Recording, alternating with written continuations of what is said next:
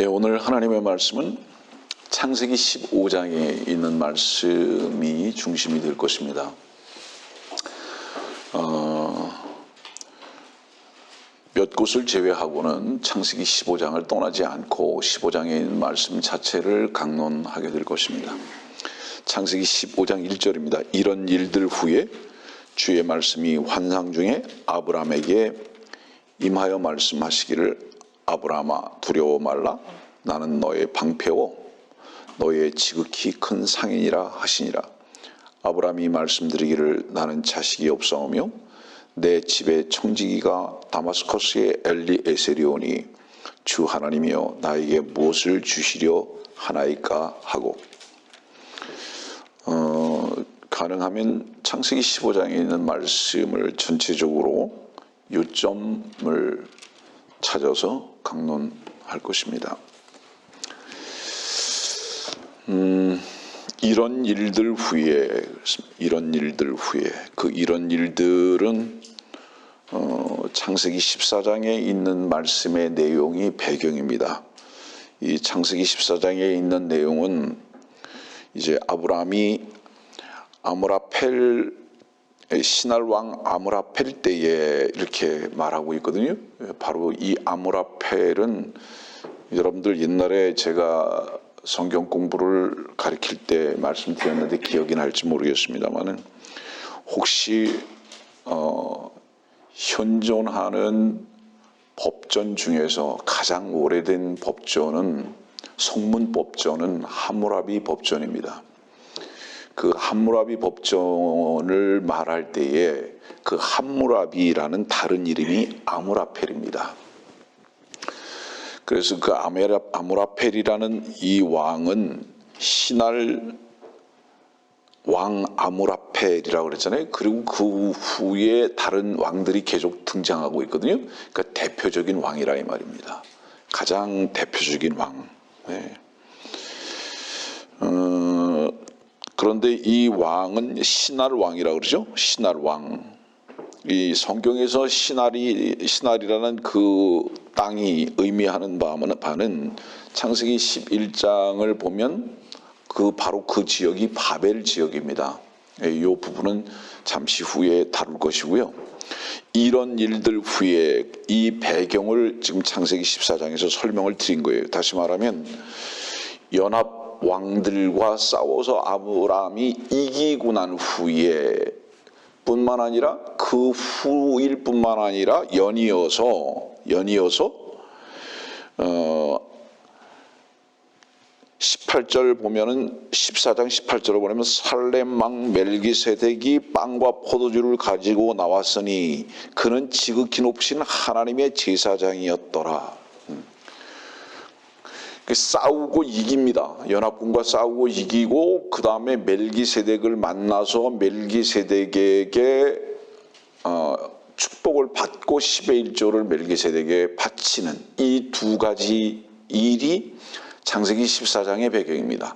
그렇기 때문에 15장 1절에 이 일들 후에라는 것은 큰 이 두 가지 일을 배경으로 하고 있는 것을 말씀을 드리는 겁니다. 그러면서 우리가 생각해 볼 수 있는 것은 뭐냐면 이런 일들 후에라는 이 말씀은 어떤 일도 종결이 있다. 분명히 시작이 있으면 끝이 있다 이 말이죠. 예. 암울한 시간이 있는 것 같고 어두움이 있는 것 같으면 밝은 해가 있고 그 다음에 기쁨의 찬송이 있다. 계속되지 않는다. 이런 일들 후에 영혼이라는 것은 전도 후도 없는 것입니다.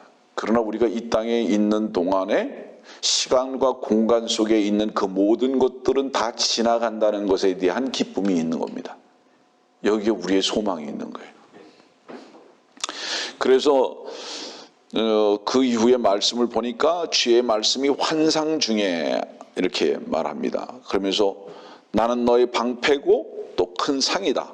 주 하나님이여. 2절 말씀 끝 부분을 보니까 주 하나님이여 나에게 무엇을 주시려나이까 이렇게 말합니다. 주 하나님이여. 여기서 말씀을 기록하시고 또 이 말씀에 하나님을 호칭할 때 주 하나님, 여기서 이 주는 히브리어 언어로는 아도나이 이렇게 말합니다. 이 아도나이라는 이 뜻은 무슨 뜻이냐면 하나님께서는 나의 주인이십니다 이런 뜻이에요. 하나님께서는 나의 주인이십니다. 그래서 성경은 많은 경우에 주라는 이 단어를 주인이라는 단어와 함께 사용된다는 것을 잊어버리지 마십시오. 그러니까 기본적인 주라는 단어의 의미는 주인이라는 뜻에서 함께 사용된다는 거 잊어버리지 마시기 바랍니다. 그래서 이 주인은 성경에서 또한 주인과 남편을 같게 사용하고 있다는 것도 잊지 마십시오. 그러니까 사라가 남편을 주라 했을 때 바로 그 주, 그 남편, 이 마찬가지 단어로 쓰여지는 겁니다. 그 다음에 또 하나 이 성경에서 이 주는 성도와 예수 그리스도의 관계 속에서 주인이라는 이런 관계로 계속 연이어서 불려진다는 것 여러분들 참고로 하시면 됩니다. 창세기 11장 2절의 말씀 보면 그들이 동쪽으로부터 이동하여 시날 땅에서 평원을 만나니 거기에서 거하였더라. 이 시날 땅의 이 시나라의 문명은 바벨의 문명인데 이 바벨의 문명은 창세기 10장에서 지금 말씀을 기록하고 계시는데 이 창세기 10장 8절의 말씀을 보면 10절 말씀입니다. 창세기 10장 10절 말씀 보면 그의 왕국의 시작은 시날 땅에 있는 바벨과 그렇습니다. 이 말씀을 지금 읽어드리는 이유는 뭐냐면 시날 땅에는 바벨이 있다 이 말입니다. 예. 그래서 시날 그러면 바벨을 연상하는 겁니다. 성경에서. 그래서 이제 우리가 다시 창세기 14장으로 가면 이 시날 왕 아므라펠이라는 바로 이 사람은 아브라함과 전쟁을 했던 바로 그 사람인데 여러분들 성경에서 이 첫 번째 사건은 항상 마지막으로 연결되는 공통점이 있다는 것을 잊어버리지 마십시오. 다시 말하면 창세기 14장의 첫 번째의 전쟁은 계시록에서 말씀하고 있는 마지막 전쟁의 내용을 먼저 그림자적으로 보여주고 있다는 것입니다. 그러면 이 지금 시날 왕 아므라펠이라는 바로 이 사람과의 전쟁은 사실은 아브라함이 이겼거든요. 함축적으로 잠깐 말씀드리면 그리고 나서 이제 멜기세덱을 만나서 10의 1을 바칩니다. 이것은 여러분들 계시록에서 공부할 수 있는 14만 4천과 연결된다는 것을 아마 공부하셨을 거예요. 네. 그리고 아브람, 다시 말하면 유대인은 반드시 마지막 승리를 보장받는 겁니다. 이것이 창세기 14장에서 먼저 보여주고 계신 거예요. 이거를 지금 하나님의 경륜적 관점에서 설명을 미리 드린 것입니다. 창세기 15장 12절의 말씀을 보면 오늘 우리가 봤던 말씀 중에 12절의 말씀 보면 어떤 말씀이 있냐 하면 해가 질 때 아브라함이 깊은 잠에 빠졌는데 보라 큰 흑암의 공포가 그에게 내리더라.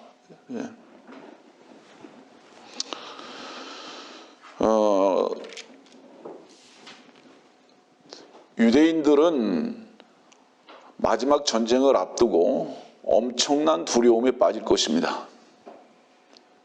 왜냐하면 연합군과의 그 전쟁을 앞에 놓고 아브라함이 그러했듯이 유대인들도 역사적으로 엄청난 두려움에 빠질 것이에요. 이것을 하나의 그림자로 또한 나타내 보여주고 계시다는 것을 여러분들 아셔야 되고요. 15장과 14장은 결국은 뭐예요? 특히 14장 같은 경우는 전쟁을 통해서 뭐가 확보가 된 겁니까? 14장, 15장으로 넘어가면서 뭐가 확보된 거죠?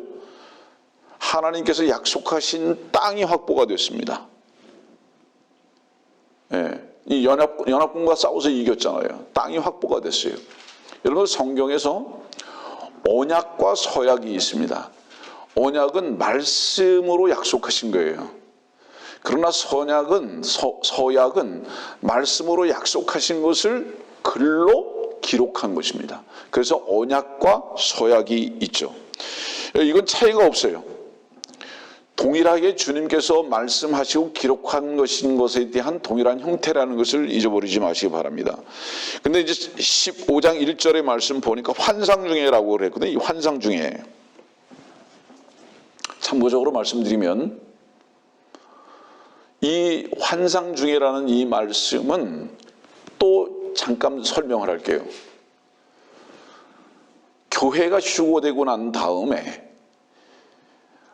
유대가 대환란을 통과하면서부터 분명히 요엘서 2장이나 사도행전 2장에서 나타나고 있는 환상의 시대는 다시 나올 겁니다. 사도행전 2장 17절에 보면은 그 환상이라는 단어가 나오거든요. 환상을, 젊은이들은 환상을 보며 이렇게 말씀해요. 이 요엘서 2장에 있는 말씀을 인용한 것인데요. 다시 말하면 하나님의 경륜 속에서 지금은 환상으로 일을 하시는 때가 아니다. 하나님은. 하나님은 지금은 무엇으로 일을 하시냐 하면 하나님의 뜻을 펼치시고 가르쳐 주시느냐 하면 환상이나 꿈으로 가르쳐 주시는 것이 아니라 말씀이 완성된 하나님의 언약이 서약으로 완성된 성경을 통해서 말씀하고 계시다는 겁니다. 그래서 지금은 환상 중에 하나님 말씀하시는 때가 아니라는 것 잊어버리지 마시기를 바랍니다.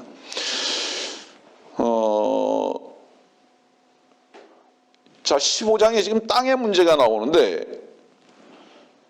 땅이 굉장히 중요하긴 하죠. 무인도 땅,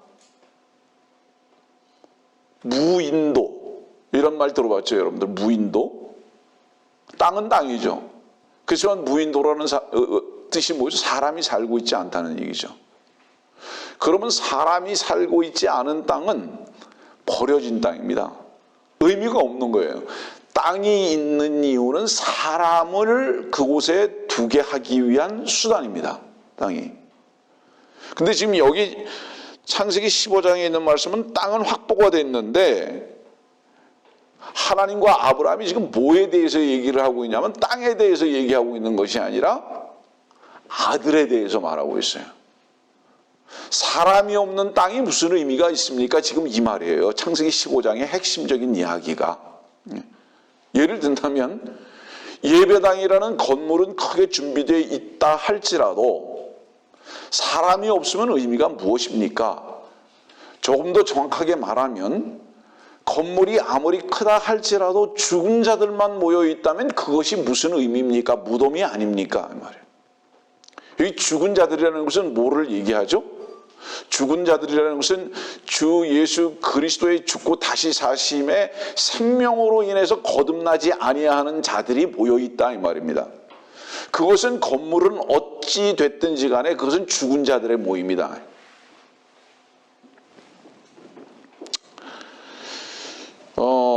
다시 15장 1절로 넘어갑니다.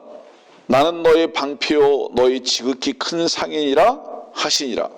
방패만이 아니라 또 상이다. 방패만이 아니라 상이다. 하나님께서는 우리를 지키시는 분만이 아니라 우리의 모든 풍성이시다. 지금 아브라함에게 이 말씀을 하고 계신 겁니다.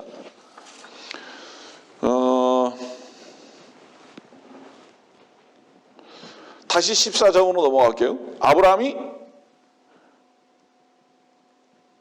멜기세덱을 만난 후 소돔왕을 만납니다. 14장으로 한번 넘어가 보세요. 멜기세덱을 만난 다음에 소돔왕을 만나거든요. 여러분들 집에 가서 잘 좀 보시길 바랍니다. 소돔왕을 만났을 때 소돔왕이 21절 말씀 보니까 소돔왕이 지금 창세기 14장 21절이에요. 소돔왕이 아브라함에게 말하기를 사람들은 내게 돌려주고 물품은 네가 취하라 하니 아브라함이 소돔왕에게 말하기를 내가 하늘과 땅의 소유주이신 지극히 높으신 하나님 곧 주께 내 손을 드니. 이 말씀을 여러분들이 집에 가서 조금 자세히 읽어보시기 바랍니다. 이 말씀의 뜻은 무슨 뜻이냐면 아브라함이 분명히 멜기세덱을 만난 다음에 소돔왕을 만났거든요. 그런데 소돔왕이 주는 재물을 아브라함이 거절을 하는 거예요. 안 받겠다고. 왜 그랬을까요?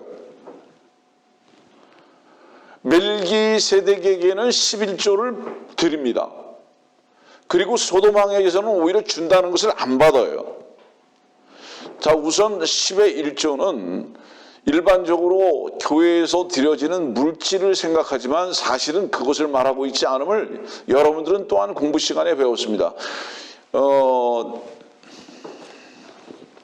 한 말씀만 잠깐 읽어드릴게요. 이건 말라기에 있는 말씀인데요. 이 말씀을 참고로 여러분들에게 읽어드리는 이유가 있습니다. 들으시면 압니다.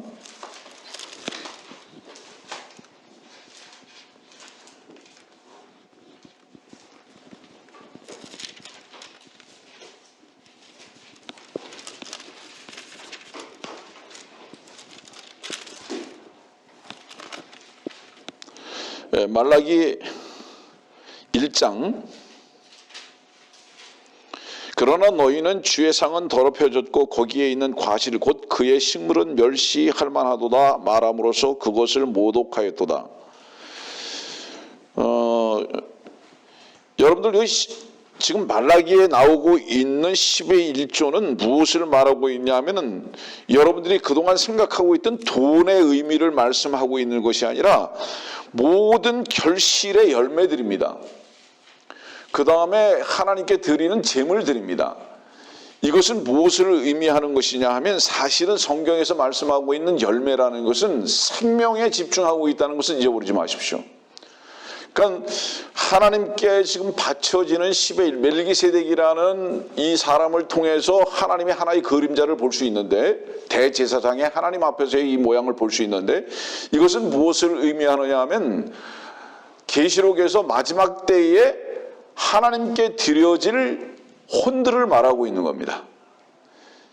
그래서 10의 1조는 절대로 물질을 가리키고 있지 않다라는 것을 한 번쯤 이것은 뭐 자세히 다뤄야 할 부분이라고 생각을 합니다. 어쨌든 오늘 지금 지금 계시록이 아니라 창세기 지금 14장과 15장으로 다시 넘어가서 생각을 해보면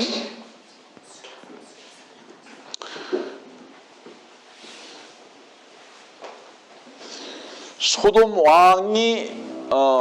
왕이 아브라함에게 무슨 물질을 주려고 하니까 아브라함이 받질 않아요. 제가 이렇게 깜짝 놀랄 일들도 있습니다. 갑자기 하나님께서 보내주신 한 가족이 문을 열고 확 들어와서 이 예배당을 꽉 채웁니다. 예. 이런 일들도 있죠. 아무 예고도 없었는데 너무 기쁘고 감사한 일입니다.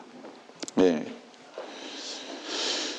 자, 이 말씀을 지금 여러분들에게 지금 전하는 이유가 뭐냐면 지금 이 시대의 교인들은요,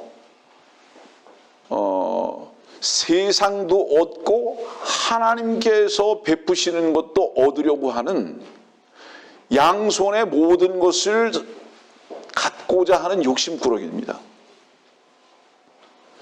여러분들 스스로를 좀 돌아보시기 바랍니다.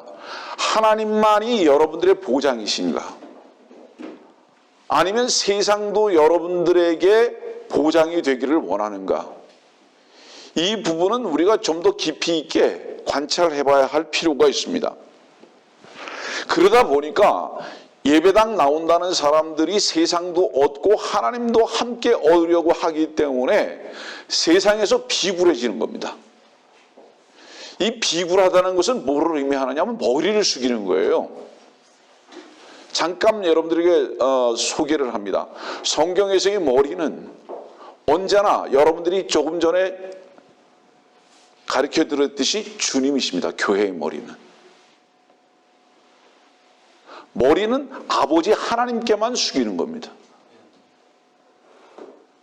여러분들의 머리는 결코 세상에 숙이게 됐을 때 이건 비굴한 것입니다.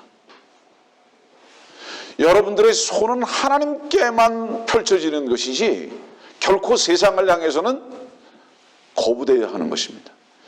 그런데 이 두 가지의 손을 하나님 앞에 내놓지 아니하고 세상을 향해서 하나는 놓고 하나는 하나님을 향해서 논다면 이것은 뭡니까? 이건 이중적 형태입니다. 하나님께서는 하나님 한 분만을 섬기기를 원하십니다. 그분 한 분만이 우리들의 참다운 소망이 되기를 원하신다. 이것을 오늘 창세기 15장에서 아브라함은 실천으로 우리들에게 보여주고 계시다. 여러분, 신앙이라는 게 뭐죠? 신앙이 좋다. 신앙이 뭐예요? 신앙은 하나님만 믿고 하나님만 바라보는 겁니다. 여러분들이 신앙이 좋은지 나쁜지 어떻게 알 수 있느냐? 하나님만 믿고 그분만 바란다면 신앙이 좋은 사람입니다. 종교인이 무엇이고 위선자가 무엇이냐? 예배당 왔을 때는 하나님을 바라보는 것 같지만 밖에서는 절대적으로 세상을 의지할 수밖에 없는 삶을 산다면 그 사람은 어떤 사람입니까? 그 사람은 분명히 위선자입니다. 성경에서는 이런 부분들을 하나님께서는 철저하게 다루기를 원하신다. 저는 오늘의 말씀의 제목을 두려워 말라 이렇게 정하기를 원합니다. 두려워 말라.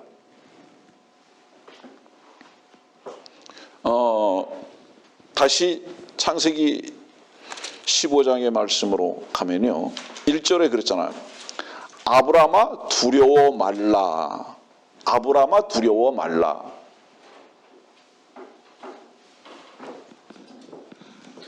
자기 자신의 이름을 한번 넣어보세요. 여기다가 아브라함아 두려워 말라라는 이 이름 앞에 아브라함을 빼놓고요. 각각 자기 자신의 이름을 한번 집어넣어 보십시오. 그래도 여러분들이 한 가지 확인되어지는 것이 있을 거예요. 그건 뭔지 아세요? 여러분들의 이름을 그 앞에다 아브라함을 빼고 여러분들의 이름을 넣어도 여전히 두려울 거예요. 왜 그럴까요? 두려워하지 않아야 할 근거는 아브라함이나 여러분 자신이 아니기 때문입니다. 두려워하지 말라고 하시는 하나님이 절대적 이유인 것이죠. 여러분들의 든든한 후원자도 아니고 부모도 아니고 내 옆에 있는 어떤 위로자도 절대로 나에게 두려움을 해소시켜 줄 수 있는 존재가 아니다. 나 자신도 또한 그렇다. 그래서 두려워하지 말라는 그 아브라함이라는 이름에게 빼어놓고 하나님이라는 이름을 거기다 적시하지 아니하는 한 결코 누구도 이 두려움에서 해방될 수 없다. 부모도 자식을 이 두려움에서 자유케 해줄 수가 없다.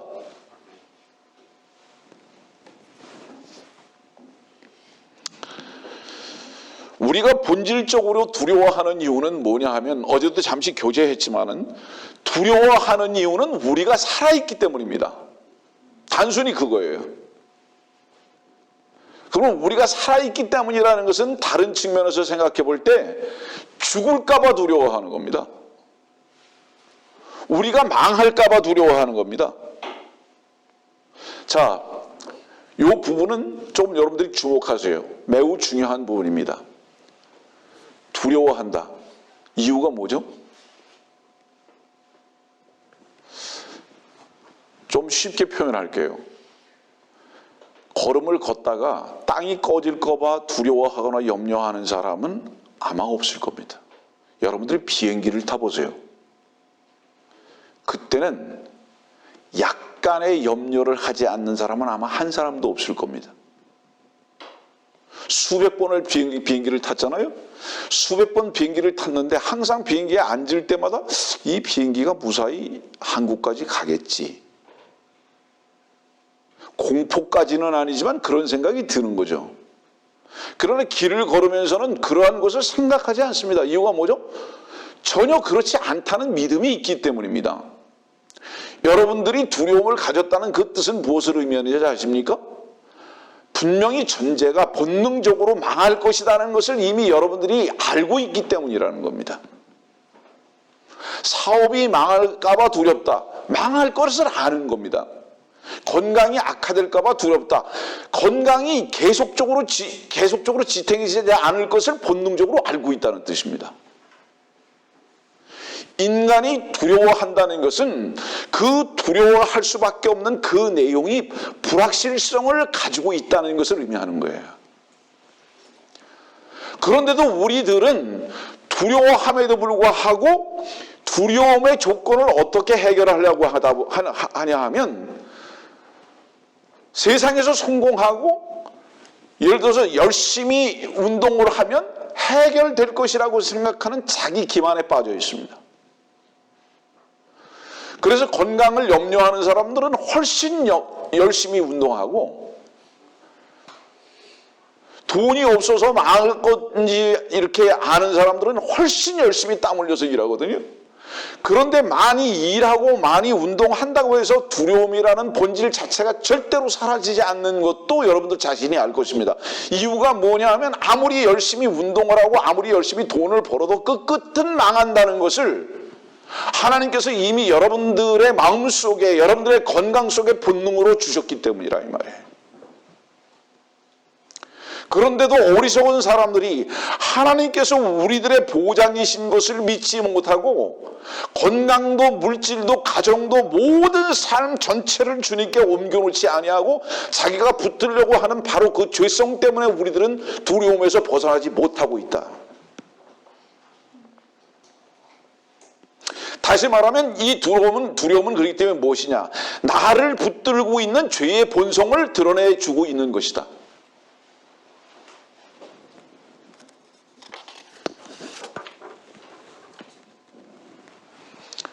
정의하겠습니다.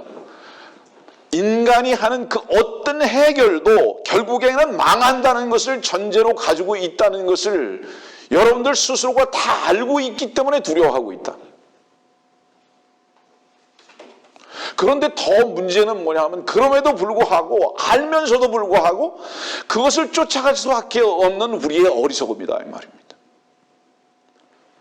그리고 그 허상을 붙들면서 무엇인가를 해결하려고 하는 바로 이 모순된 행동들. 자, 우리의 이름은 한 가지밖에 없습니다. 우리들이 형제요 자매였던 이유는 무엇이냐면 여기에 있는 각자가 라스트네임이 다 다르다 할지라도 주 예수 그리스도로 말미암아 죽고 다시 사심을 경험한 모든 사람들의 공통된 성별은 라스트네임은 그리스도. 이것은 우리의 육신은 이미 갈라디아서 2장에 있는 말씀에 따라서 이미 끝났다는 것을 전제로 한 것입니다. 그리스도인은 절대로 두려워할 수가 없습니다. 이유가 뭔지 아세요? 한 번 죽었고 한 번 망했고 죽고 망할 모든 조건들을 십자가에서 끝냈을 뿐만 아니라 무덤에다 집어넣은 것을 경험한 자들이기 때문에 그리고 영원한 보장 속에서 살아가는 새 생명의 삶을 살고 있기 때문에 그리스도인은 결코 두려움을 가질 수 없다는 것입니다. 여러분들이 이 그리스도 밖에서 살려고 하기 때문에 이 그리스도의 밖이 뭔지 아세요? 여러분의 이름으로 살려고 한다 이 말이에요. 여러분들의 피를 근거로 하고 살려고 하기 때문에 그 피를 근거로 하고 사는 그 모든 삶의 끝은 무덤인 것을 본능적으로 알기 때문에 두려워한다 이 말이에요.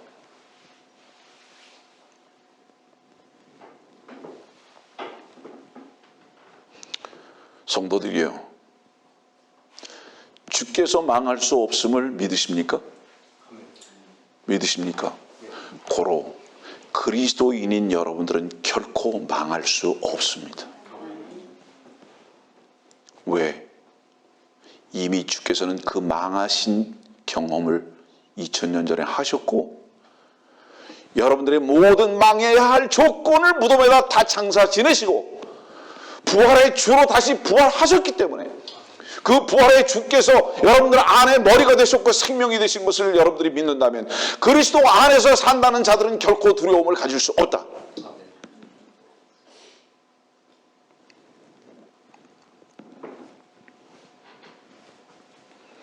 아브라함은 소돔왕의 제물을 거절합니다. 왜 그랬을까요? 아브라함은 이거예요. 세상이 주는 것 같지 않겠다. 사람들에게 비굴하거나 손벼를 지지 않겠다. 하나님께서 주시는 공급 외에는 결코 나는 삶의 원천으로 삼지 않겠다.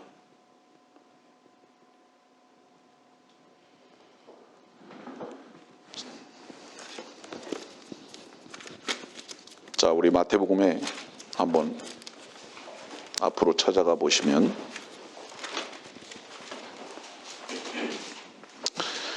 제가 기회 있을 때마다 여러분들에게 자주 말씀드리는 건데 마태복음 6장 32절의 말씀 보면 이런 것들은 모두 이방인들이 구하는 것이라 하늘에 계신 너희 아버지께서는 너희에게 이런 모든 것이 필요한 줄 아시느니라.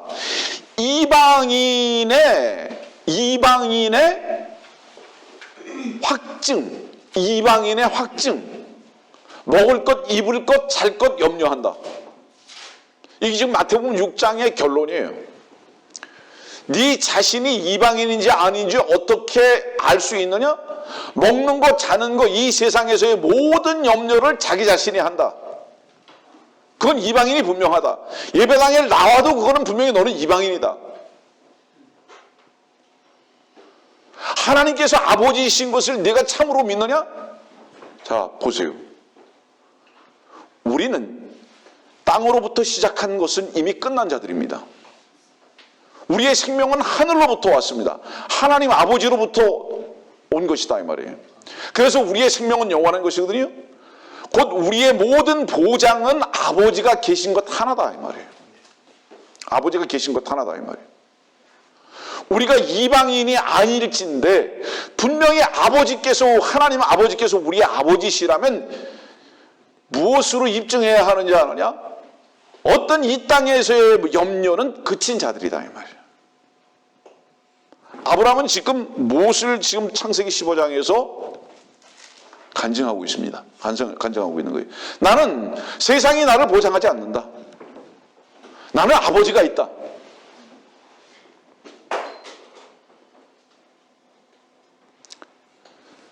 자, 마음의 문을 열고 주 앞에 이 문제를 가지고 아멘 할 수 있어야 합니다. 그렇습니다.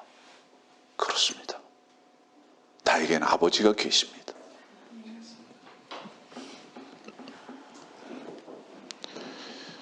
우리의 보장이 우리의 아버지, 살아계신 영존하신 그분이신 것에 대해서,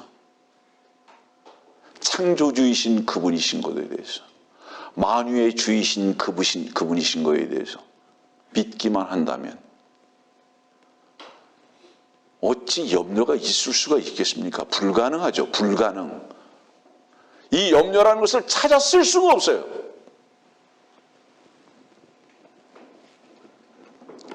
창세기 14장의 사건을 여러분들에게 처음에 제시했는데 이 창세기 14장은 거절도 하고 이기기도 했습니다. 그런데도 여전히 아브라함은 뭔가 걱정하고 있는 거예요. 다시 지금 창세기 15장 1절로 갑시다. 이런 일들 후에 주의 말씀이 환상 중에 아브라함에게 임하여 말씀하시기를 아브라함아 두려워 말라 나는 너의 방패요 너의 지극히 큰 상인이라 하시니라. 자, 14장엔 이미 어떤 일들이 일어났죠? 아브라함의 힘으로는 이길 수 없는 엄청난 기적의 이 큰 싸움에서 기적적인 승리를 맛봤습니다. 아브라함이. 그리고 소도망이 주는 것도 거절했습니다. 그러면 이제 모든 것이 완성된 것 같잖아요. 근데 15장에 하나님께서 이런 일들 후에 이런 이기심과 놀라운 능력을 나타내준 간증들 후에 다시 아브라함에게 나타나신 거예요. 왜? 아브라함의 마음이 두려워하고 있는 것을 아시는 거예요. 이런 엄청난 경험을 했는데도 너 또 두려워하고 있구나. 여러분들 보세요. 하나님께서 우리의 승리자가 되신 것에 대해서 우리는 때로 경험을 합니다. 그리고는 분명히 기적적인 주님의 이기심을 경험했음에도 불구하고 또 작은 일이 앞에 있을 때 또 걱정합니다. 이런 어리석고 연약한 자들 앞에 하나님께서는 다시 나타나신 겁니다. 이것이 창세기 15장의 얘기예요.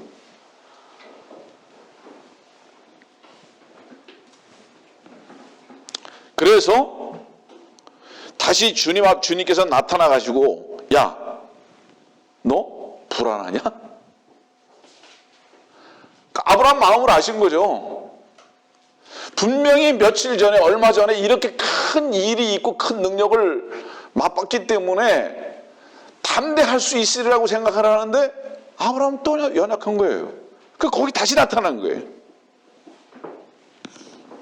우리의 염려는요, 호흡하는 것과 같이 절대적이어야 되는 것으로 생각합니다. 비즈니스가 잘 될까 안 될까. 그 옛날 어른들이 그랬잖아요. 비 오면 남학신 장사 아들 걱정. 예? 날이 개면 우산 장사 걱정. 우리의 염려 걱정이라는 것은 호흡하는 것 같은 삶으로 연결되어 있어 버렸어요. 그리스도 안에 들어가기 전에는 결코 이 염려라는 병을 고칠 방법이 없다. 아마 이렇게 생각했을 거예요. 아브람, 소돔 왕이 주는 거 거절했죠. 거절했죠.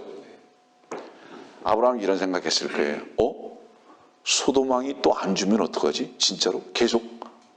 어제는 거절했는데 내일도 안 주면 어떡하지? 여러분들 직장에서, 사업처에서 담대할 수 있습니다. 한순간. 그러다가 집으로 돌아오는 날 시간에 내 보스가 또 나를 어떻게 하면 어떡하지? 또 염려합니다. 바로 이것을 가리키는 거예요. 가끔 말하지만 여러분들이 주님께 붙들려 있는 것이 분명하다면 세상도 또한 주의 말씀 앞에 굴복할 수밖에 없음도 믿으십시오. 그래서 우리의 주인은 단 한 분뿐이다. 하나님이시다. 이것을 여러분들의 마음 가운데 깊이 있게 받아들이셔야 돼요. 자, 두려워 말라. 왜 그러셨죠? 누가 그렇게 말씀하셨죠? 하나님께서 그러셨죠. 그러면 그 말씀은 무슨 뜻이에요? 배경 자체가 내가 보장이야 이 말이죠. 야, 소돔 왕이 보장 아니야. 세상 왕이 너의 보장 아니야. 직장이나 사업체가 너의 보장이 아니야. 내가 보장이야 이 말이죠. 저는 오늘 아침에 여러분들이 이 하나님께서 여러분들 개인에게 주시는 이 말씀이 여러분들 마음 가운데 참다운 고백이 되기를 바라는 거예요. 정말 그렇습니다. 하나님께서 오늘도 나에게 두려워 말라 말씀하셨습니다. 그 말씀 하나를 나는 붙듭니다. 하나님께서 오늘 아브라함에게 말씀하셨던 이 하나님께서는 여러분들에게도 이렇게 말씀하시는 거예요. 세상이 보장이 아니야. 직장이 보장이 아니야. 사업체가 보장이 아니야. 내가 보장이다. 그 말씀을 신실하신 하나님께서 오늘 여러분들에게 하고 계시다 이 말이에요. 그것은 이 세계에서 가장 든든하다는 어떤 직장보다도 더 담대한 약속의 말씀이다.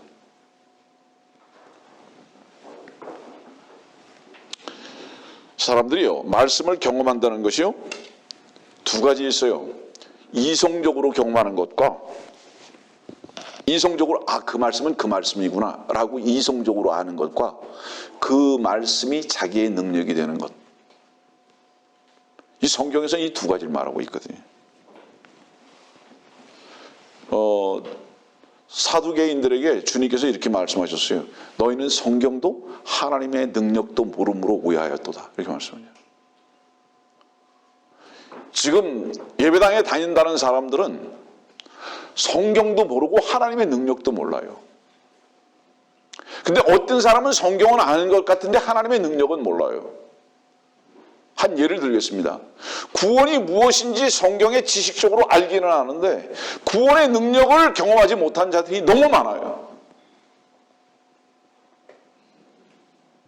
예?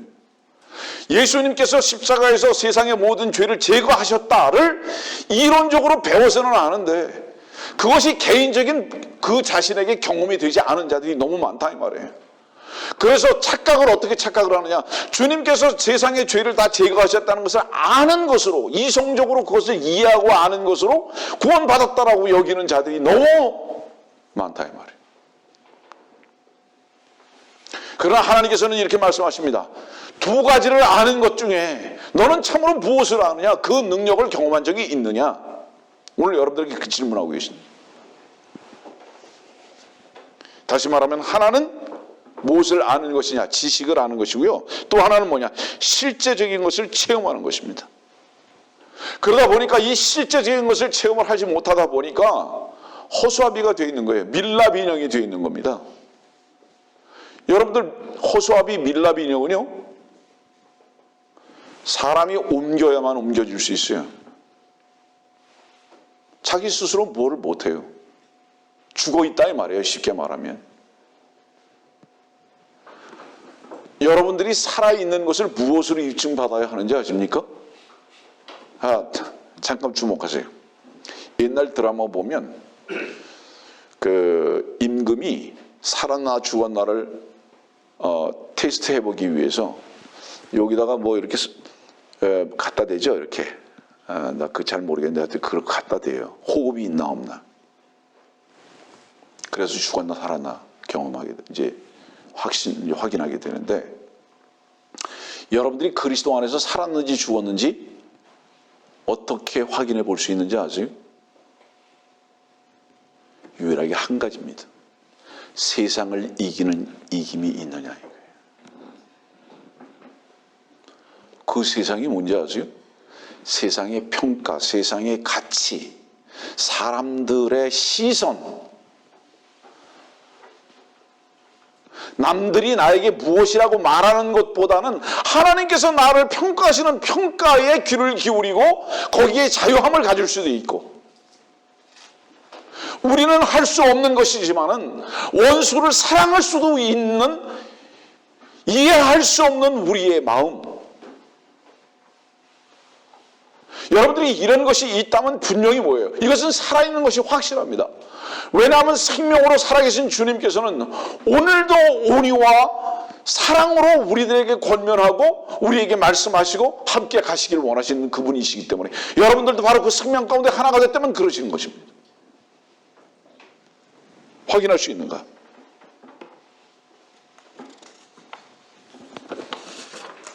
아브라함은 두려웠습니다. 두려웠어요. 무엇 때문에 두려웠습니까? 아브라함이 두려웠던 것은. 자, 하나님을 두려워하는 자들은 세상을 두려워하지 않습니다. 정의하세요. 하나님을 두려워하는 자는 세상이 두려워지지 않는다. 또다시 정의할게요. 하나님 앞에 망하는 것이 두려워지고 있는가, 여러분들? 세상이 망하는 것이 두려워지고 있는가? 그리스도인은 한 가지만 망하는 겁니다. 뭐예요? 주님 앞에서 망하는 것 외에는 생각지 않는 겁니다.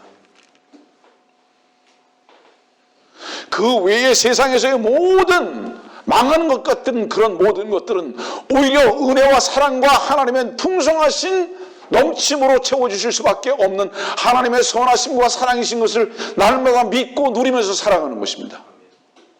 두려움이 있을 수 없어요. 그래서 그리스도인들은.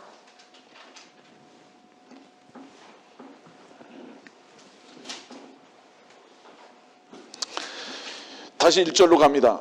주님께서 아브라함에게 이렇게 했어요. 나는 너의 방패요? 나는 너의 방패요? 이 말씀 무슨 말이에요? 야, 소돔왕이 너 공격 못해. 너 14장에서 신하왕 아므라펠과 그 연합군들이 너를 공격했지. 싸우면서 이겼지.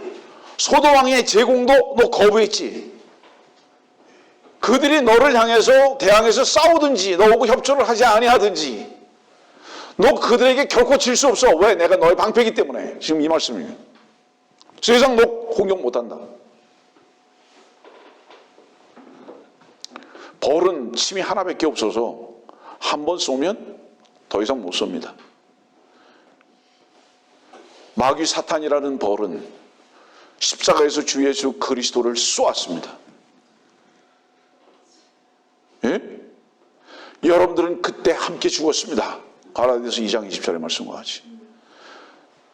그리스도와 함께 십자가에 못 박혔다면 이미 여러분들은 그때 한 번 그 벌에게 쏘인 것이거든요.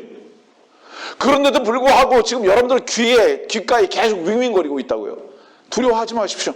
그 벌은 여러분들을 쏠 수 있는 벌이 아니라 오히려 꽃가루를 날아다 주는 것이고 꿀벌이 되어서 여러분들의 꿀을 날아다 줄 수 있는 것이지 결코 여러분들을 쏠 수 있는 존재가 아니다. 마귀는 우리들을 결코 해할 수 없다. 세상은 우리들에게 결코 공격을 할 수 없다. 오히려 그 공격을 우리들은 먹고 사는 자들이다. 이것이 그리스도인의 믿음이고 담대함입니다.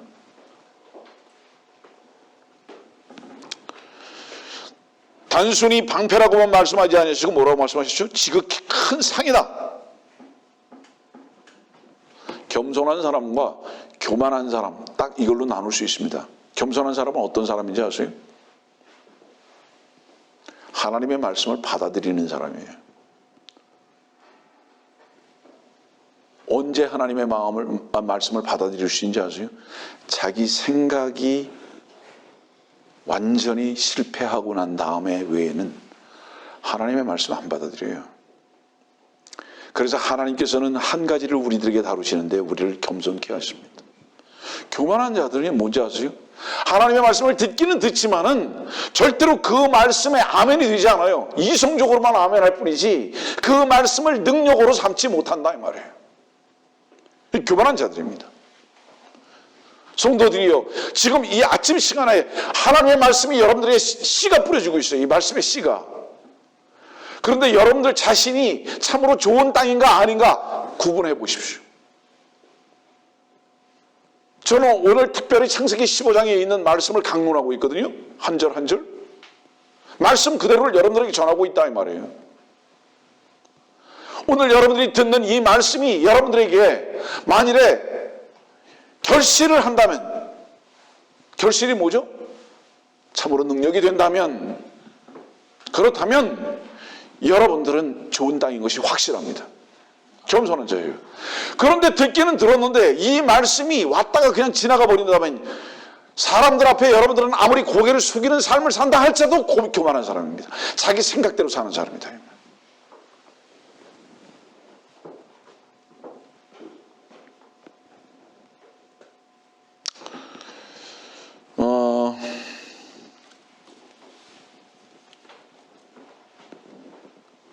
마귀같이 성경을 잘하는 존재가 없다고 자주 말씀드렸습니다. 마귀같이 성경을 잘하는 존재가 없잖아요. 그러나 마귀는 한 가지는 못한다고. 뭐죠? 믿지는 못한다. 이 세상의 어떤 성경신학자보다 마귀는 성경을 가장 잘한다. 그러나 마귀가 하나님의 말씀은 절대로 믿을 수가 없다. 이유가 뭐죠?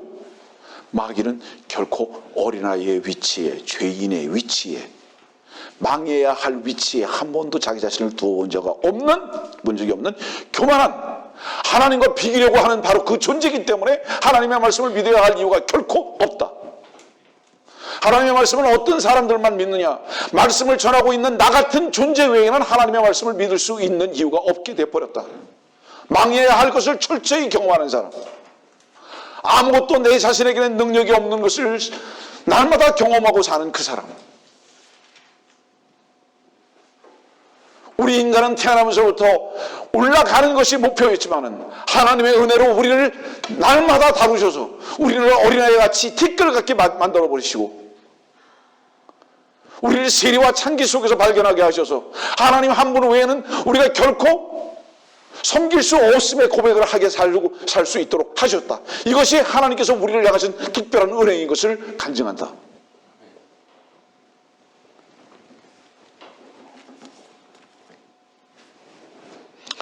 여러분들 교회 보세요. 오늘도 우리 이렇게 한 가족이 함께 이렇게 몇 명이 오셨는데 예배당 가면요 제일 먼저 시키는 게 뭐죠? 사회에서 뭐 했는지, 다른 교회에서 뭐 해봤는지 그거 찾아가지고 그 일을 시키는데 바쁩니다. 종종 말하지만 예배당은 일하러 오는 곳이 아니라 하나님 앞에서 참으로 쉼을 배우는 시작이 되어야 하는 것이다. 무엇을 하려고 오는 것이 아니라 진정한 평안과 안식과 하나님 안에 모든 것을 맡기는 것을 배우려 오는 곳이 바로 예배당이다. 저는 오늘 새로 오신 바로 이분들도 주님 안에서 참 쉬는 쉼을 배우시길 바라는 것입니다.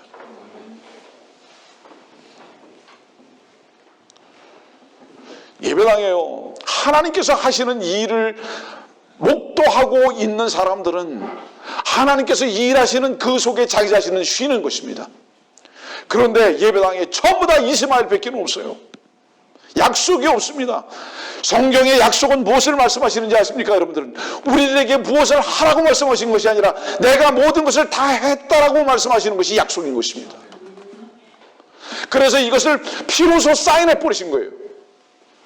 우리들에게 무엇을 요구하시고 기대하신 것이 아니라 너희들의 모든 기대는 다 무산돼 버렸다.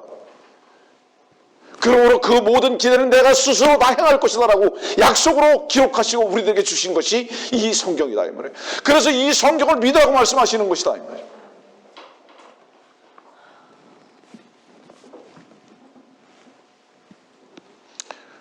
약속은 이스마엘이 아니라 이삭입니다. 이스마엘도 이삭도 아브라함을 하나님이라고, 아버지라고 호칭을 하지만 하나는 아브라함의 대적자입니다. 약속의 대적자라 이 말이에요. 참으로 이 시대에 하나님의 약속을 대적하는 자들은 누구인가? 혈과 육을 통해서 하나님의 이 일을 대신하려고 하는 바로 종교인들이다.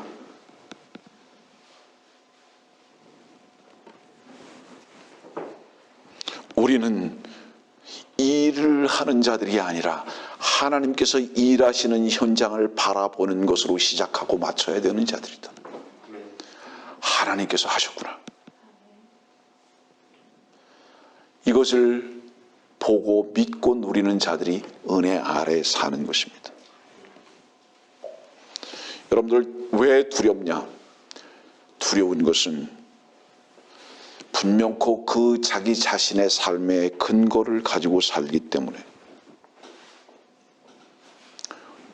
고린도전서 3장 12절 이하로 한번 보세요. 여러분들 집에 찾아가셔서 예배당에 가서 자기가 최선을 다해서 하나님의 일한다고 했던 그 모든 일들은 어떻게 됐습니까? 다 불탄다고 말씀하고 있잖아요. 다 불탄다고. 왜 그것이 불타죠? 인간의 혈과 육을 통해서 한 일이기 때문에 불타는 것입니다, 여러분들. 하나님은 그걸 인정하지 않는다 이 말이에요. 오히려 그것을 제로 만들어 버리신다 이 말이에요.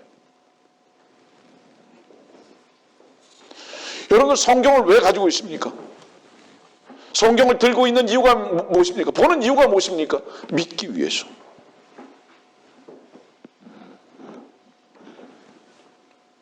다시 말합니다. 왜 두렵죠? 망할 거 알고 있다는 뜻이에요.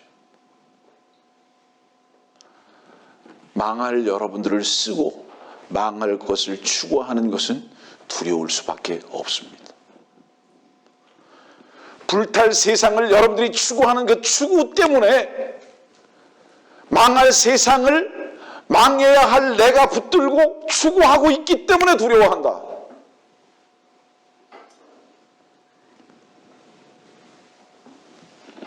창세기 15장 2절의 말씀 보면은 다시 아브라함이 이렇게 말합니다.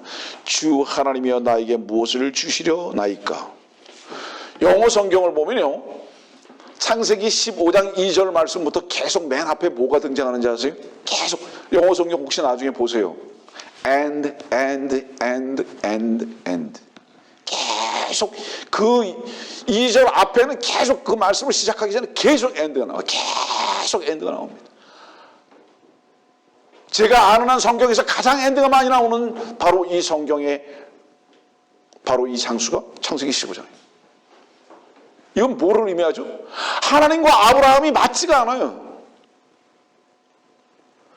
아브라함은 하나님께 또 설명을 요구하고 그래도 이렇습니다. 그래? 그래도 또 거기에 대해서 또 답변하시고 그래서 계속 영어 성경에는 엔드가 계속 제시되는 거예요. 연결이 되질 않아요.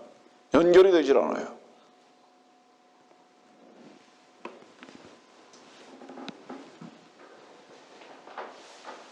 하나님께 질문할 수 있습니다. 그러나 하나님은 얼마나 온유하신지 하나님 어떤 분이신지 아세요? 말씀을 우리들에게 하시는 분입니까? 먼저 그분은 잘 듣는 분이십니다. 온유가 뭔지 아세요? 말을 잘하는 것이 아니라 말을 잘 듣는 것입니다. 말을 잘 듣지 못하는 사람은 자기 중심적으로 생각하고 해석하고 결정합니다. 그걸 고집이라 이렇게 말하는 거예요. 우리가 불통이 되는 이유가 뭔지 아세요? 불통이 돼요. 나는 진실을 전하고 있는데 상대방은 그것을 믿지를 못해요. 이유가 뭔지 아십니까? 상대방이 생각하고 있는 생각의 결정이 이미 자기 자신이 옳아요. 그러다 보니까 내가 아무리 진실을 전해도 계속 불통이에요. 그래도 이렇게. 그러나 하나님께서는 아브라함을 향해서 얼마나 온유하신지 계속 아브라함의 질문에 또 답변하시고 또 답변하시고 또 답변하십니다. 이유가 무엇입니까? 온유의 근거는 우리를 사랑하시는 사랑에 있기 때문에, 포기할 수 없는 사랑 때문에 우리들에게 모든 질문 앞에 지금도 대답하고 계시다.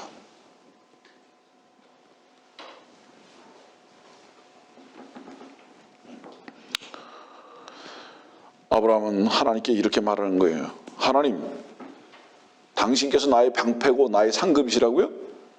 그래서 땅 주셨다고요? 아니, 땅 주셨는데 땅 필요 없어요. 왜 땅이 필요 없느냐? 아니, 아들이 없는데 땅 왜 필요합니까? 지금 이 말이에요. 타당성이 있죠. 아니, 아들이 없는데 땅이 왜 필요합니까? 나에게 뭐 주실 겁니까? 자, 아브라함이 하나님께 질문합니다. 나에게 뭐 주시겠습니까? 말씀 정리할게요. 뭐 주시겠습니까? 하나님께 질문이 없어야 합니다. 이유가 뭔지 아세요? 주목하세요. 질문이 없어야 하는 이유.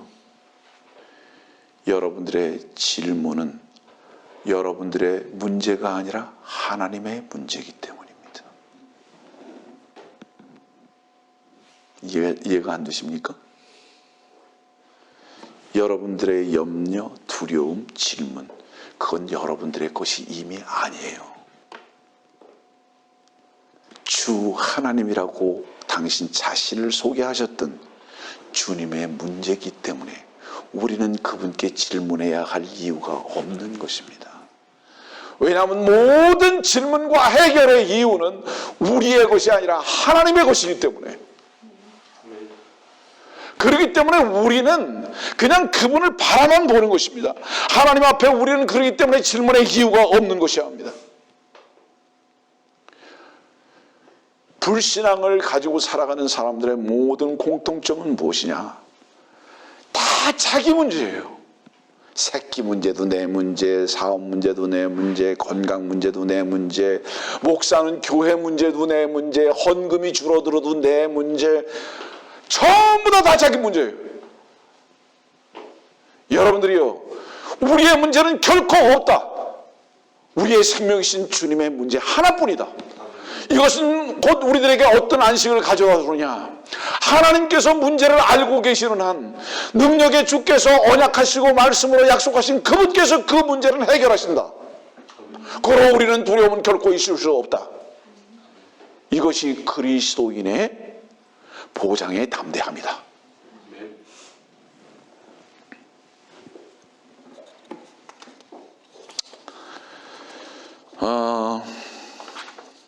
하나님께서는요, 우리의 열정을 기대하시는 분이 아니에요. 우리의 땀을 기대하시는 분이 아니라고. 땀은 죄의 결과였습니다. 그 땀은 마귀가 요구하는 거예요. 하나님께서는 그 극도로 경계하십니다. 그래서 늘 말하지만 하나님께서는 얼마나 내 일을 많이 했느냐라고 우리들에게 질문해 보시는 적이 없습니다. 그 일을 누가 했느냐만 관찰하십니다. 네가 했냐? 내가 했냐? 하나님. 예. 하나님은 오늘도 여러분들에게 그렇게 질문하시는 거예요. 얼마나 많이 나에게 드렸냐? 아니. 그 드림이 너가 한 것이냐? 아니면 그 네 안에서 내가 한 것이냐? 이거 질문하십니다. 하나님은 우리들에게 무엇인가 기대하신 적이 없으십니다. 하나님은 우리들에게 기대했던 그 기대를 통해서 우리들의 모습을 발견하고 굴복하고 우리 자신이 주님 한 분께 우리의 모든 기대와 염려까지 다 맡기기를 요구하셨기 때문에 지금 이 말씀을 우리들에게 가르쳐 주고 계시다.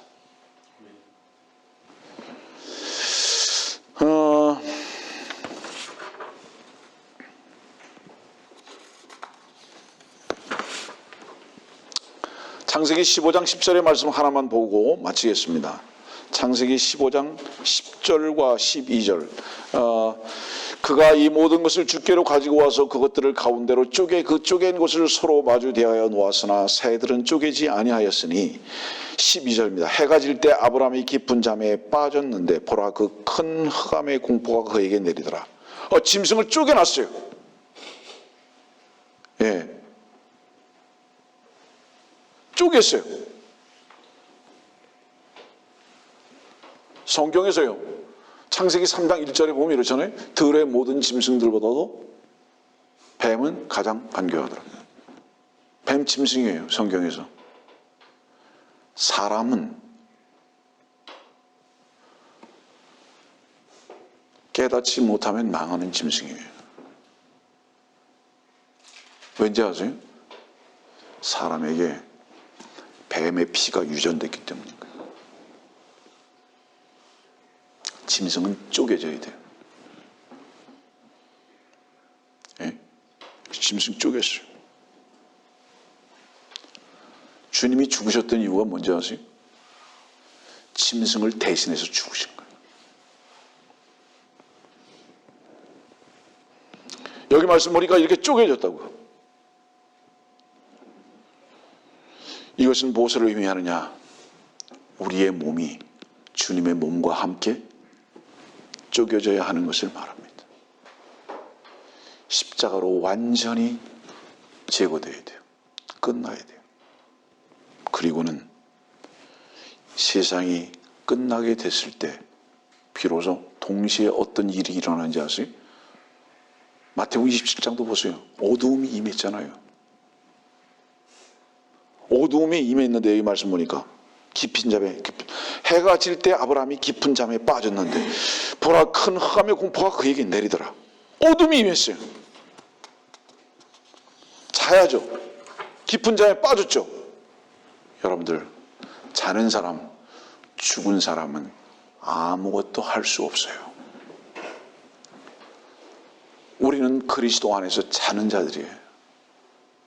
죽은 자들, 자는 자들은 아무것도 할 수 없어요. 아브라함은 지금 죽고 있어요. 왜 우리가 죽어야 하는지 아세요? 나는 하나님 앞에는 적합한 게 하나도 없구나. 이거를 인정하는 시간이 돼야 합니다. 나를 써서는 안 되는 거구나. 오늘 자는 거 배우십시오. 그래야 주님이 일하시는 것을 보게 됩니다. 말씀 마칠게요. 여러분들 하나님의 말씀이 믿어지지 않습니까? 불신은 교만의 아들들입니다. 교만 때문에 안 믿어지는 거예요. 하나님의 말씀을 그렇게 잘 배우고 듣는데 안 믿어져요. 하나님을 도우려고 하지 맙시다. 하나님께 때를 쓰려고도 하지 맙시다. 하나님께서 우리의 모든 보호자이신 것을 믿는 곳으로 나아갑시다. 어떻게 해야만 가능할까요? 우리가 쪼개져야 합니다. 우리가 죽은 위치에서 발견될 때에 주님만이 우리의 능력이심을 비로소 누리고 경험하게 될 것입니다. 주님은 아브라함에게 또 우리에게 오늘 두려워 말라. 나는 너의 방패고 큰 상이라 약속하십니다.